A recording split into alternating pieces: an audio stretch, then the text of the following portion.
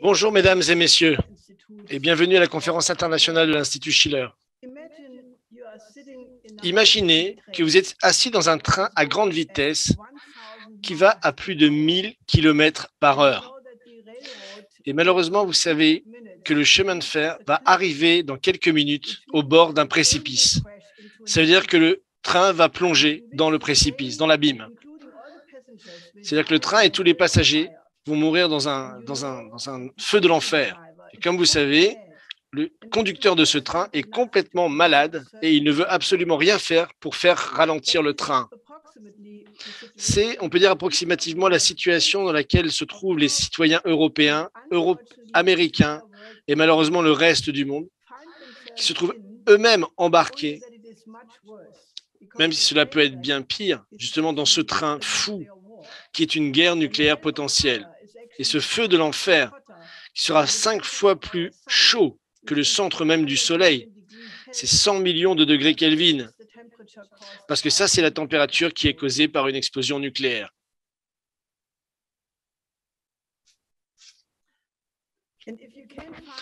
Et si vous pouvez trouver le frein d'urgence pour faire s'arrêter le train à temps, si vous n'arrivez pas à trouver le frein pour arrêter ça, il y aura un hiver nucléaire. Il n'y aura plus personne pour mener l'enquête sur comment on arrivait à ce moment tragique de l'histoire humaine, qui était une histoire très prometteuse de l'espèce humaine. Le train que je décris ici est la politique de l'OTAN, la politique de l'Europe, la politique des Américains et des pays qui sont alliés à ces pays et leur banque centrale. Ce train fou qui va justement nous emmener tous vers le crash à cause de l'hubris et de l'intention de la volonté de ces personnes d'un monde, de la création d'un monde unipolaire anglo-américain contre l'Union soviétique, comme ça avait été annoncé après la désintégration de l'Union soviétique et quand l'Occident a déclaré de manière officielle qu'ils étaient vainqueurs de la guerre froide. Qu'il était important de reconnaître qu'il n'y avait aucune intention à l'époque de ruiner la Russie. Mais c'est pourtant ce qui a été fait depuis. C'est un fait aujourd'hui historique. Avec la politique de la thérapie de choc, sous la période Helsinki, avait l'intention explicite de réduire une puissance nucléaire à un pays simplement du tiers-monde exportant des matières premières. C'est de détruire la capacité industrielle de la Russie de 1991-94 à simplement 30% de ce qu'elle était à l'époque. Et là, cela a résulté dans un effondrement démographique où la Russie perdait plus d'1 million d'habitants par an. Georges Soros a fait tout ce qui était en son pouvoir pour organiser justement la Russie en tant qu'adversaire potentiel. Montrez le slide. 5 extensions de l'OTAN vers l'Est, en incluant justement ce qu'on appelle le système de missiles de défense Aegis en Pologne, en Roumanie, le lancement de MK41 qui peut être utilisé comme des Tomahawk, des missiles Tomahawk pour des armes d'attaque. Ont été constamment la politique justement d'encerclement qui a été menée contre la Russie, qui avait constamment mis en garde contre les lignes rouges, justement qui étaient en train de menacer sa sécurité existentielle et ses intérêts. Et c'est à partir de là que la Russie a développé ses armes nucléaires modernes, comme le missile hypersonique Avant-Garde, qui est un missile intercontinental de haute manœuvre, qui peut manœuvrer facilement, qui va à 20 Mach de vitesse. Et même les missiles de croisière hypersoniques comme les Kinsal, qui peuvent même aller des drones sous-marins, et un autre missile hypersonique, Zircon. Donc, d'autres wagons se sont ajoutés à ce train fou qu'on a appelé les révolutions de couleur et l'interférence justement dans les affaires internes des anciens pays du pacte de Varsovie qui ont été financés par milliards, par la National Endowment for Democracy, par le département d'État américain et justement des coups d'État soutenus par l'Occident, comme en Ukraine en 2014, qui a amené des groupes néo-nazis soutenus par les services de renseignement occidentaux depuis la Seconde Guerre mondiale. Et quand Poutine a réagi justement à cette activité militaire croissante de l'armée ukrainienne, qui était un signe clair qu'elles étaient formées par les Anglais et les Américains depuis des années, ainsi que toutes les manœuvres avec les bombardiers américains qui étaient capables d'amener des armes nucléaires sur le territoire européen. Donc, il n'y avait plus aucune garantie des États-Unis et de l'OTAN, comme on l'a vu le 17 décembre. Il n'a absolument eu aucune réponse, Poutine, de garantie que l'Ukraine ne rejoindrait pas l'OTAN et que des systèmes offensifs d'armes lourdes seraient installés à la frontière russe. Mais une source de la Maison-Blanche officielle a déclaré de manière anonyme le 25 janvier de cette année, c'est avant l'invasion militaire de l'Ukraine, que le but du régime de sanctions imposé avait pour but de dévaster l'économie russe et de prévenir à tout prix toute modernisation et diversification de simples pays d'exportateurs de matières premières. Le 4 mars de cette année, le Financial Times s'est ravi de la militarisation de l'architecture financière de l'Occident pour mettre en Russie en défaut de paiement, et également la citation du ministre de la Finance français, Bruno Le Maire, c'était tellement une déclaration vitriol qu'il a même dû la retirer. Il a dit que nous allions provoquer l'effondrement de l'économie russe et nous allons lancer une guerre totale économique et financière contre la Russie. Et Poutine et son gouvernement, soyons clairs, les peuples russes paiera aussi les conséquences de ça. Donc ça, c'était la déclaration de Bruno Le Maire. Donc, tous ces services de renseignement, comme l'Institut des services secrets de l'unité royale britannique, etc., tous les think tanks de la monarchie britannique qui ont mené cette politique contre la Russie, disant qu'ils allaient faire bouillir la grenouille russe dans une casserole. Vous savez, l'image de la grenouille qu'on laisse bouillir à petit feu dans une casserole. Et ils ont dit qu'ils allaient créer une crise des missiles de Cuba sous stéroïdes, justement en utilisant l'Ukraine et la reprise de la Crimée militairement pour justement geler tous les avoirs et piller les actifs financiers de la Russie. Et même un général ukrainien qui s'appelle Dmitry Marchenko a déclaré qu'une fois qu'on aurait reçu les armes nécessaires, il faudrait détruire le bridge de Kerch qui connecte la Russie justement avec la Crimée, que ce serait la cible numéro 1 et que les armes seraient utilisées pour reprendre la Crimée de la Russie. Donc, la fourniture d'armes et de systèmes d'attaque à longue portée par les Américains à l'Ukraine et la possible lancement d'une première attaque sur le territoire russe, comme on l'a vu avec le système HIMARS, donc le système de missiles d'artillerie à haute mobilité placé sur le territoire européen, a rendu justement les Américains et leur politique internationale comme belligérants de cette guerre, qui peut à tout moment transformer ce conflit régionalisé en une guerre totale et chaude entre les États-Unis et la Russie. Et là, l'escalade nucléaire sera alors inévitable. Donc si on revient à l'image de ce fou qui conduit ce train, donc la réalité semble d'être horrifiée, puisque les conséquences justement de cette folie aventurière peut amener à l'annihilation de l'ensemble de l'espèce humaine, incluant nous-mêmes. Ce qui est clair avec les leaders justement d'un grand nombre de pays dans le monde, en Afrique par exemple, en Amérique latine, en Asie, c'est que la présente crise stratégique n'a pas commencé le 24 février avec, soi-disant, je cite, la guerre d'agression provoquée par Vladimir Poutine. Voilà, ça c'est la propagande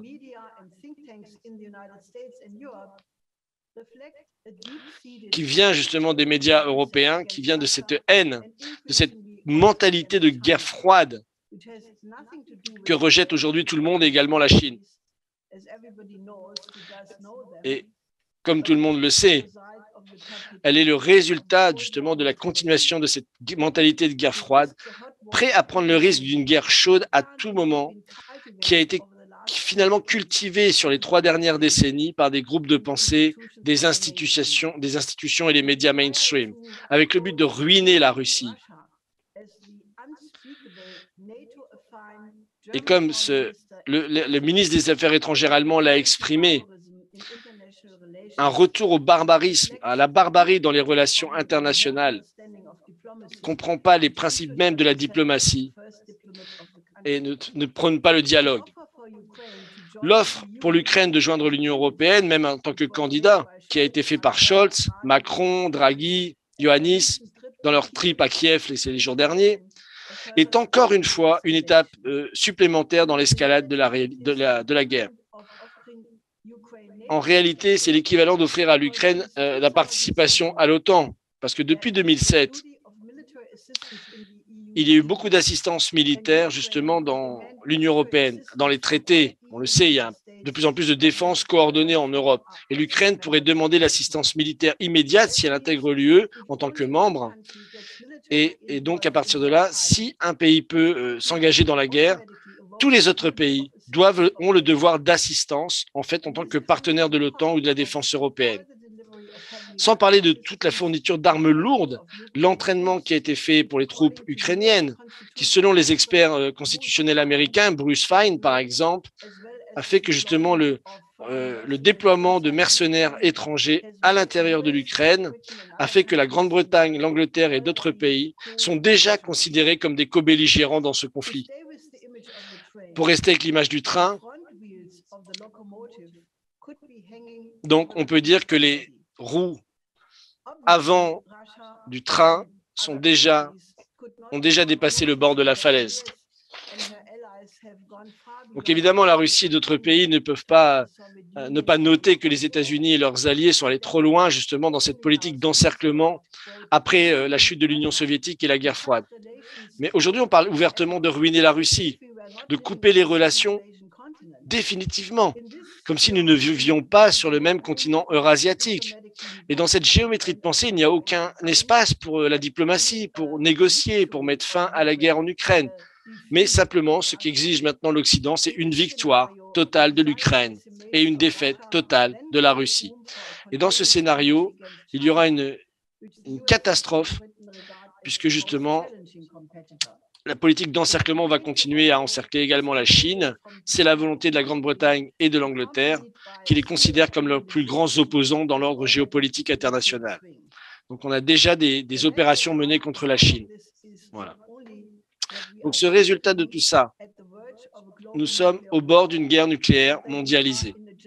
Et nous sommes dans un processus gigantesque d'autodestruction de notre économie, de notre stabilité sociale et même des fondations même de notre propre société. Non seulement cette politique va ruiner les États-Unis et l'économie britannique, mais les effets également en Allemagne seront catastrophiques. La tendance vers une explosion hyper-inflationniste de ce qu'on appelle le système bulle-dette, où tout est devenu une bulle financière, était déjà en processus avec l'impression monétaire massive des banques centrales et les plans de renflouement des banques qui avaient été mis en place pour les spéculateurs depuis la crise de 2008 et qui a entraîné l'inévitable effondrement systémique de l'ensemble du système, et bien avant, bien sûr, que la guerre en Ukraine n'ait commencé. Mais les effets de ce système de sanctions suicidaires, de capitulation qu'on le demande, comme on l'a vu avec le cas de Nord Stream 2 et les embargos planifiés contre le pétrole russe, le gaz, qui vont faire augmenter les prix de l'énergie, de l'alimentation, de tous les biens essentiels pour la vie des populations dans le monde. Donc ça va être un effondrement social sans précédent. Une banqueroute généralisée des petites et moyennes entreprises. On a déjà des lignes d'approvisionnement qui sont complètement interrompues. Et la Chine et sa politique de Covid a très faible part de responsabilité dans cela, en fait, contrairement à ce qui est dit. Et les sanctions contre la Russie également. Donc les assurances, tout cela est impacté par la crise. Donc l'effet sur les pays en développement est d'un ordre de grandeur encore plus dévastateur. Et selon le Programme alimentaire mondial des Nations Unies, 1,7 milliard de gens sont menacés de famine dans la période qui vient. Et l'économie entière de beaucoup de pays sont complètement en potentielle désintégration, comme au Liban, au Pérou et d'autres. Depuis que l'inflation est hors de contrôle et menace des segments entiers de nos industries et de notre agriculture, avant, l'Allemagne était riche. Et maintenant, une personne sur 6 fait l'impasse sur au moins un repas par jour à cause de l'augmentation des prix alimentaires. Ça a commencé avec justement l'augmentation de 0,75% de la réserve fédérale des taux. Et maintenant, les banques centrales vont continuer à augmenter les taux d'intérêt. Donc ça amène le danger immédiat d'une série de crises de dette dans les pays émergents et un effondrement en réaction de justement les secteurs avancés. Donc on est au milieu de cette crise financière entière du système financier transatlantique. Et si on n'y remédie pas rapidement, on va plonger dans le chaos avant la fin de l'année. Et comme ça a été dit d'ailleurs par le président de la Banque mondiale lui-même, David Malpass, qui l'a souligné directement. Donc les sanctions, bien sûr, font du mal à la Russie, mais bien plus à l'Occident aujourd'hui. Et comme il a dit au Forum économique de Saint-Pétersbourg, c'est que ça sert à la Russie finalement. Ça a accéléré la création d'un nouveau système économique et financier international, justement dans lequel les principes qui ont été définis par mon mari, Lyndon LaRouche, aujourd'hui sont implémentés avec l'initiative Une ceinture, une route, bien sûr, les nouvelles routes de la soie, le processus de dédollarisation de l'économie, une fois que justement que puisque les États-Unis captent les actifs des autres pays, ces pays vont se dédollariser en contrepartie et essaient de négocier maintenant leurs échanges commerciaux en roubles, en roupies, en renminbi ou dans d'autres monnaies nationales pour éviter le dollar. Et donc ça compense largement les sanctions imposées par l'Union européenne. Et au Forum économique eurasiatique qui a eu lieu à Bichkek, qui a été discuté récemment, qui est l'introduction d'un rouble digital, justement pour les paiements interbancaires, justement pour ne plus être subordonnés à la pression des sanctions et au système américain, et permet des investissements sérieux et à long terme dans la recherche et le développement pour développer des capacités dans des secteurs stratégiques. Les nations des BRICS également ont eu leur sommet il y a quelques jours, le 24 juin en Chine, où ils ont discuté de l'inclusion de nouveaux membres. Brésil, je rappelle, Brésil, Russie, Inde, Chine, Afrique du Sud. Et selon le président de la Douma, le président Volodine, le G8 nouveau, la Russie, la Chine, l'Inde, l'Indonésie, le Brésil, Mexico, l'Iran et la Turquie, est déjà plus émergent que l'ancien G8, que l'ancien G7, puisque la Russie en était exclue, et plus important en termes de PIB aujourd'hui. Et donc, vous avez d'autres organisations autour de ce nouveau système monétaire et financier international, comme l'Organisation de la coopération de Shanghai, l'Organisation pour le traité de la sécurité collective, l'ASEAN, qui regroupe les pays d'Asie, et bien sûr, de nombreux pays de ce qu'on appelle le Sud global, c'est-à-dire les pays d'Afrique et du Sud en général. Donc, tous ces pays ont une volonté, mettre fin à l'extrême pauvreté, avoir une réelle politique de développement de leur économie physique, retrouver leur souveraineté nationale et ont le droit de choisir leur propre modèle social et de développement économique et de coopération dans l'intérêt mutuel.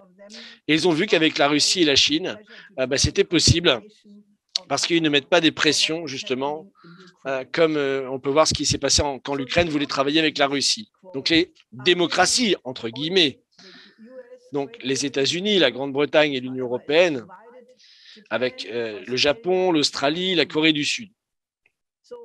Donc, quand à la fin de ce mois, le sommet annuel de l'OTAN, qui aura lieu à Madrid, pour présenter le projet de OTAN global, Global NATO, pour une nouvelle doctrine de sécurité globale, sans plan de développement économique réel, puisque ce n'est pas leur but, puisqu'ils n'en ont pas, mais ils ne parleront pas du risque auquel fait face le monde de la famine, des pandémies, du chaos économique.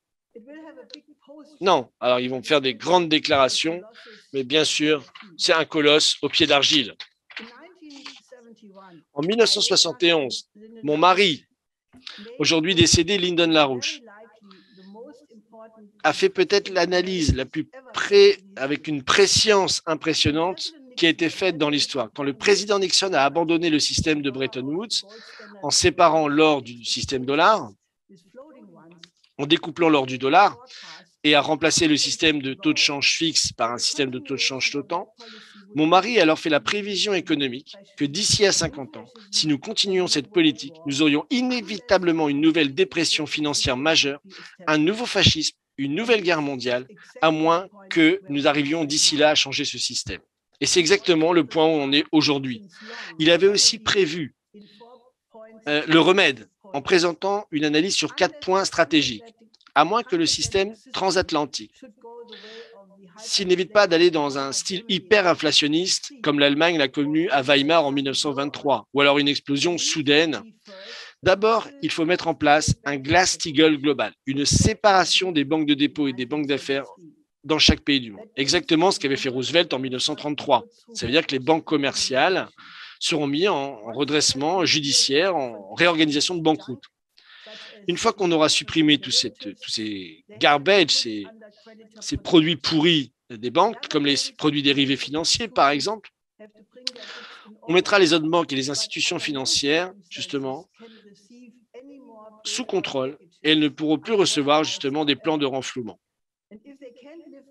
Et s'ils ne peuvent pas vivre avec l'argent des contribuables, alors on les laissera mourir dans la dignité.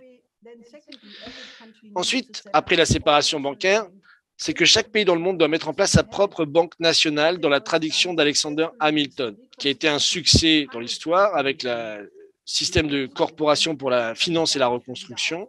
En Allemagne, par exemple, le Kreditanstalt für Wiederaufbau, donc la banque de reconstruction également de crédit productif, qui avait été modelée d'ailleurs sur ce modèle, qui a permis le miracle économique allemand dans la période d'après-guerre, puisqu'on générait du crédit pour les investissements dans les projets, le bien commun, sous contrôle citoyen, plutôt que donner le bazooka de la spéculation aux banques privées. Troisièmement, des accords de coopération à long terme et multilatéraux doivent être mis en place entre ces banques d'investissement pour lancer des grands projets d'infrastructures, des corridors de développement, des parcs industriels, doubler la production alimentaire mondiale, fournir de l'eau à l'ensemble de la population, la production énergétique, bien sûr. Donc, tout cet ensemble de grands projets industriels serait financé par ces banques nationales et également ne pas oublier un système de santé moderne dans chacun des pays et un système éducatif digne de ce nom. Donc, tous ces accords de crédit à long terme avec des taux d'intérêt faibles représentent aujourd'hui un nouveau système de crédit potentiel. Avec ce système, il doit y avoir des valeurs d'échange fixées de manière fixe entre les monnaies nationales, des convertibilités limitées et des contrôles sur les capitaux et les échanges. Et bien sûr, rendre totalement illégale la création sur les marchés de monnaies de spéculation. Quatrièmement, il doit y avoir un programme à marche forcée au niveau international pour arriver à l'utilisation commerciale de la technologie de fusion, pour fournir à l'humanité l'énergie et la sécurité en termes énergétiques et éliminer les causes majeures des guerres du passé, c'est-à-dire la pauvreté, ainsi qu'une politique de coopération dans le spatial et des investissements majeurs dans la recherche et le développement, dans la science de la vie, et tous ces domaines pour créer une économie mondiale, une nouvelle plateforme économique mondiale à une productivité plus élevée qui va compenser finalement les pertes dans la productivité justement au système monétariste et aux politiques écologistes aujourd'hui qui sont imposées par le système néolibéral. Et pourquoi j'ai donné à cette présentation le titre « Mission impossible » ? Parce que, littéralement, l'existence de l'espèce humaine dépend aujourd'hui du fait qu'on puisse convaincre les États-Unis et les nations européennes à arrêter cette folie, cette politique autodestructrice et coûteuse de confrontation avec la Russie et la Chine. Mettre en place un cessez-le-feu immédiat et trouver des solutions diplomatiques en Ukraine et commencer un processus de reconstruction de l'économie mondiale. La manière de sortir de ce danger de guerre et de l'effondrement économique est la mise en place d'une nouvelle architecture de développement et de sécurité mondiale qui prend les intérêts de chacun des pays sur cette planète en compte. Russie, Chine, les États-Unis, les nations européennes et bien entendu avec eux, on ne peut qu'insister là-dessus, les pays en développement. Si on continue les politiques présentes de cette démocratie, soi-disant, cela semble impossible, mais en fait, ça ne l'est pas. Dans les semaines qui viennent et les mois qui viennent, l'échec complet du système néolibéral va devenir absolument évident pour tout le monde. Et pas gelé pour la liberté, comme l'a dit le ministre de l'économie allemand Habeck, qui veut justement qui veut que tout le monde ait froid parce qu'il faut réduire la consommation dans son appartement. En gros, mourir pour la démocratie. Voilà ce qu'il dit. Ce qu'on a besoin aujourd'hui, c'est un mouvement de citoyens, de gens ordinaires, voilà, de tous les milieux qui deviennent des leaders. Quand ils voient leur pays qui est pris en otage par l'establishment et sa politique, et dont ils n'ont rien à faire. Donc, ils doivent se battre pour protéger leurs avantages. Et aujourd'hui, les politiques ultralibérales ont juste créé des milliardaires, des millionnaires, alors que la majorité de la population n'arrive pas à sauver un peu d'argent et ne s'en sort pas avec l'hyperinflation. Dans chaque nation, on a besoin d'un mouvement de citoyens qui a le courage d'agir pour corriger ce qui a été fait de mauvais ces dernières années.